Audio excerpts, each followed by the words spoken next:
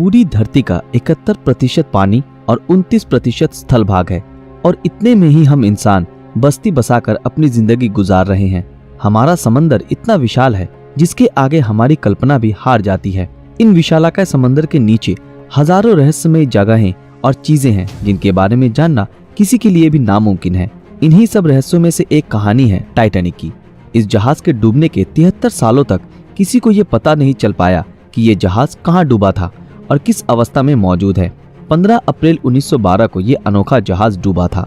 इसके लगभग 73 सालों बाद यानी 1985 में उसे ढूंढा गया, लेकिन इसे ढूंढने के 35 सालों बाद भी इस जहाज को समंदर की गहराइयों से अभी तक निकाला नहीं जा सका है।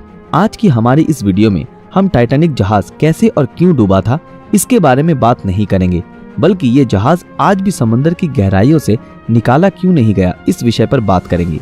तो चलिए शुरू करते हैं। टाइटैनिक जहाज कैसे और क्यों डूबा था इसके बारे में हम सबको थोड़ा बहुत पता तो जरूर है, और इस जानकारी के पीछे सबसे बड़ा हाथ है टाइटैनिक नाम की इस आइकॉनिक मूवी का, जो सन 1997 को रिलीज हुई थी।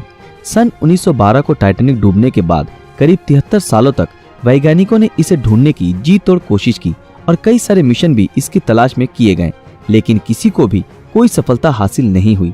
आखिरकार सन 1985 में एक आर्कियोलॉजिस्ट और एक अमेरिकन नेवी ऑफिसर रॉबर्ट और बिल टाइटैनिक को ढूंढने के मिशन पर निकल पड़े और उन्हें टाइटैनिक अभी कहाँ है और किस हालत में है इसके बारे में पता चला। उनके टाइटैनिक को ढूंढने के बाद इसके कई राजों से पर्दा उठा जिसने पूरी दुनिया को हैरान कर दिया। टाइटैनिक समंदर के 12,000 फीट गहराइयों में डूबा था। ऑफिशियल रिपोर्ट के मुताबिक ये जहाज डूबने से पहले सही सलामत थी, लेकिन जैसे जैसे टाइटैनिक समंदर की गहराइयों में समाती गई वैसे वैसे ये जहाज 2 हिस्सों में टूट गया। लेकिन ऐसा क्यों हुआ? टाइटैनिक द न्यू एविडेंस की रिपोर्ट में ये बताया गया कि टाइटैनिक आइसबर्ग से टकराने के बाद नहीं डूबी थी। टाइटैनिक में आग लगने की वजह से ये डूबा था। खोजियों को जब इस जहाज का मलबा मिला तब उन्होंने ये पाया कि इसमें मौजूद बहुत सी चीजें वैसी की वैसी ही हैं। इस जहाज को बाहर निकालने की बहुत कोशिशें की गई, लेकिन शायद सब लोग ये जान गए थे कि इससे वापस बाहर निकाल पाना नामुमकिन है। आज की एडवांस टेक्नोलॉजी की मदद से भी टाइटैनिक को निकाला नहीं जा सका है और ये समंदर की गहराई में आज भी मौजूद है। आमतौर पर किसी भी जहाज को समंदर के नीचे से जैसे निकाला जाता है, टाइटैनिक को उस तरीके से निकाल पाना मुमकिन नहीं है, क्योंकि ये 2 हिस्सों में टूटकर डूबा था। लेकिन हाईटेक सबमरीन और पावरफुल मैग्नेटिक सिस्टम की मदद से शायद उसे निकालने की कोशिश की जा सके, पर इन कामों में बहुत सारी मुश्किलों का सामना करना पड़ेगा, जिसमें सबसे पहला है टाइटैनिक का वजन, जो करीब 1.43 लाख टन है, जो बहुत ही ज्यादा है। और इसके बाद आता है पानी का दबाव, जो जहाज के वजन को और भी कई गुना बढ़ा देता है।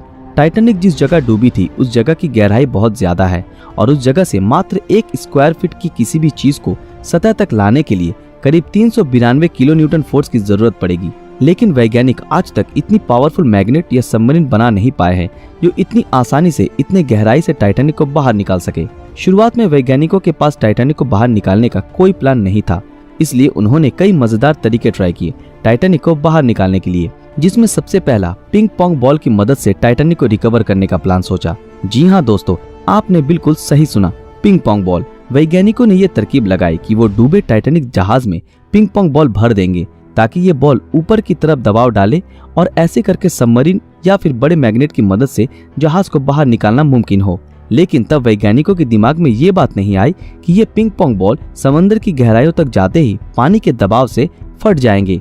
तब वैज्ञानिकों ने बड़े बड़े बैलून्स की मदद से इस काम को अंजाम देने की परिकल्पना की। उन्होंने ये सोचा कि अगर हजारों लाखों बलून्स में हीलियम गैस भरकर इन बलून्स को जहाज से बांध दिया जाए तब ये बलून्स ऊपर की तरफ दबाव डालेंगे और ऐसे करके टाइटैनिक को निकाला जा सकेगा। लेकिन तब वैज्ञानिकों ने ये नहीं सोचा कि इतने गहरे पानी में इन बलून्स में हीलियम गैस कैसे भरी जाएगी, और ये भी एक फ्लॉप आइडिया था। आखिरकार वैज्ञानिकों ने ये तरकीब लगाई कि बर्फ की डेंसिटी पानी की तुलना में कम होती है और जिसलिए बर्फ पानी में तैरता है। उन्होंने ये सोचा कि टाइटैनिक जिस जगह पर मौजूद है, अगर किसी भी तरह उस जगह के पानी को बर्फ में तब्दील कर दिया जाए तो ऐसे करने से जहाज पानी के ऊपर तक आ जाएगा। इस तरकीब को बताया अमेरिका के एक इंजीनियर जॉन पियरे ने। उन्होंने अपनी रिसर्च में ये बताया कि इसमें अधिक मात्रा में लिक्विड नाइट्रोजन की जरूरत पड़ेगी और ये आइडिया बहुत ही कमाल का था। लेकिन ब्रिटिश गैस कंपनी BOC के मुताबिक इस प्रोजेक्ट को अंजाम देने में करीब आधे मिलियन टन लिक्विड नाइट्रोजन की आवश्यकता होगी और तभी सबके मन में ये सवाल आया कि इतने विशाल मात्रा में लिक्विड नाइट्रोजन को इतनी गहराई तक कैसे ले जाया जाएगा। और अंत में ये प्रोजेक्ट भी कामयाब नहीं हो सका।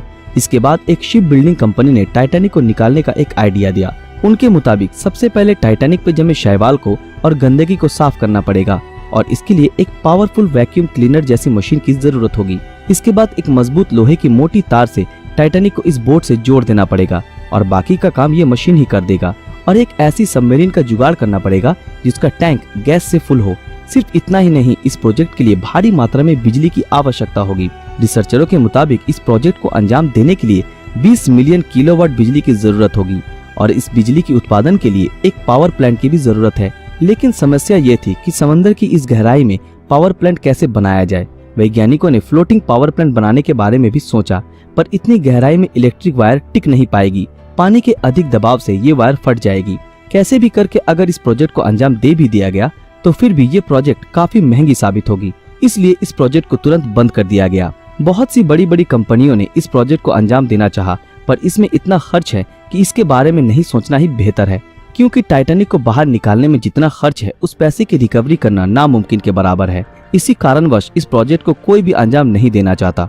अगर कोई कंपनी इसे निकाल कर म्यूजियम में रख भी दे तो भी इसमें किए गए खर्च को रिकवर करने में 100 साल से भी ज्यादा का समय लग जाएगा। हालांकि इस अनोखे जहाज से लोगों की इमोशंस जुड़ी है, लेकिन फिर भी कोई कंपनी इतना बड़ा रिस्क लेना नहीं चाहती। वैज्ञानिकों के मुताबिक बैक्टीरियाओं ने इसके मलबे को खोखला कर दिया है और आने वाले कुछ सालों में ये बैक्टीरिया टाइटैनिक को पूरी तरह तहस नहस कर देंगे। सिर्फ इतना ही नहीं, टाइटैनिक बहुत से सामुद्रिक मछलियों का घर बन चुका है। इसलिए यूनेस्को ने साल 2001 में टाइटैनिक को under water cultural heritage protected site declare कर दिया है। कहा जाता है कि इस जहाज को निकालने में जितना खर्चा होगा उतने पैसे में दूसरी और भी बेहतर जहाज खरीदी जा सकती है और कोई भी कंपनी ऐसी बेवकूफी करना नहीं चाहेगी। वैसे तो इस जहाज को कभी समंदर की गहराइयों से बाहर नहीं निकाला जा सकता और अगर ये जहाज ऐसे समंदर में आने वाले दिनों में भी टिकी रही तो हमारी आने वाली नस्ल भी इसकी रहस्यमयी गाथाओं को जान पाएगी। दोस्तों, आज के लिए बस इतना ही। उम्मीद करते हैं आज की हमारी ये वीडियो आप लोगों को पसंद आई हो। तो फिर मिलते हैं आपके साथ अगले वीडियो में। अगर ये वीडियो आप लोगों को अच्छा लगा तो इस वीडियो को लाइक, कमेंट और ज्यादा से ज्यादा शेयर जरूर करें। वीडियो देखते रहने के लिए शुक्रिया।